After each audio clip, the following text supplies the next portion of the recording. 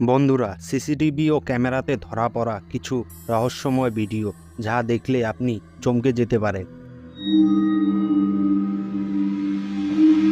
6 বছরের একটি বাচ্চা তার মার মোবাইল দিয়ে ব্লগ ভিডিও বানাচ্ছিল। কে জানতো ওই বাচ্চাটির ভিডিওটি ভাইরাল হয়ে যাবে।